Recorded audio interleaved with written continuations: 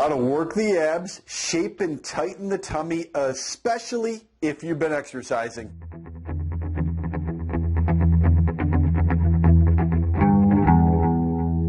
Hi, I'm Dr. Derek Alessi, author of Lose Fat Forever, The Beam the Jungle Diet, host of Live It Fit Now, and contributor for USA Today. And thank you so much for all of the questions that you send in to me. And of course, the number one is, how do I shape and tighten my midsection? Last week we covered what to do if you're a beginner and just getting started in a program.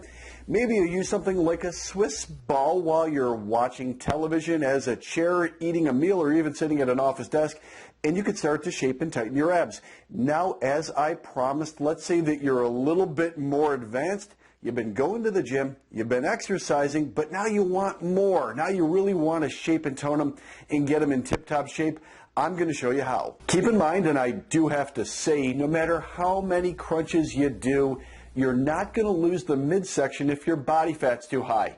Lowering your body fat is an overall program. It's one part the right kind of exercise, another part the right kind of nutrition, some consistency, and some accountability. If your body fat's too high, it doesn't matter how many crunches you do, you're not going to see them. For men, I want to see their body fat between about 10 to 12% to start to see some ab development.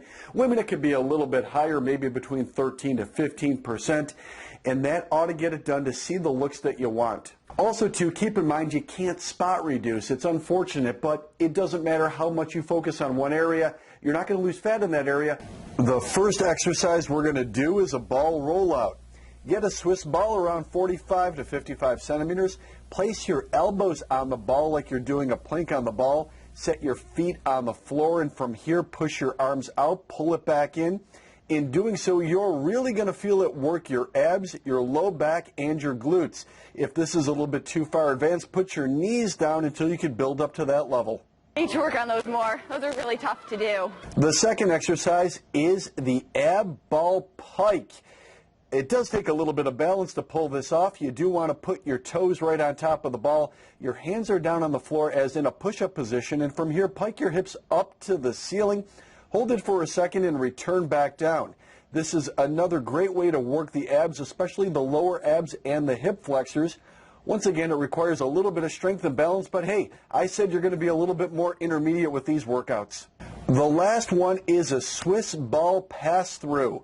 You're going to take the ball, do a crunch as it's in your hands, place it in your feet, and you're doing an upper crunch and a leg lift simultaneously.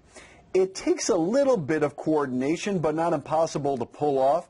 It could be a little fun doing it too, and you could really work your coordination, hitting the upper abs and lower abs simultaneously. I do want to thank you for watching this video. It's my pleasure giving it to you, coming to you each and every weekend, trying to give you the right information so you can get in better shape starting today.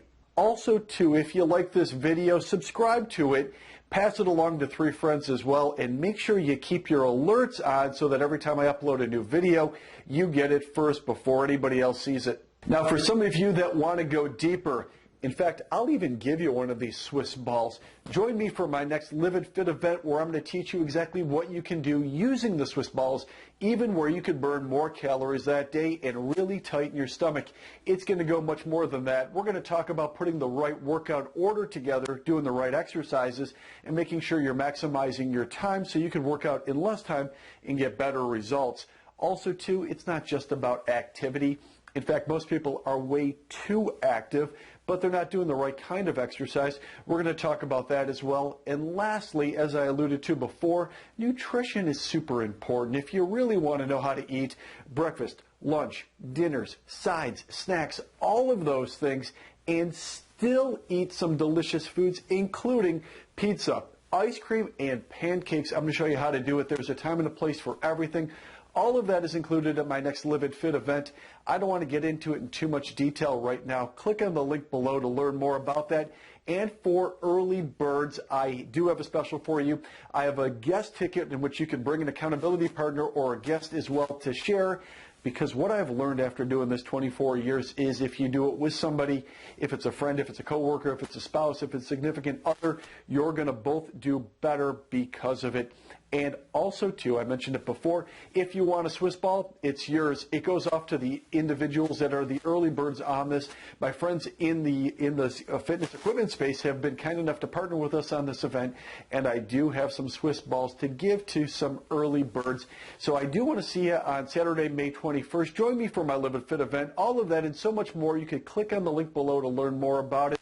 And remember to make the most of your life and live it fit.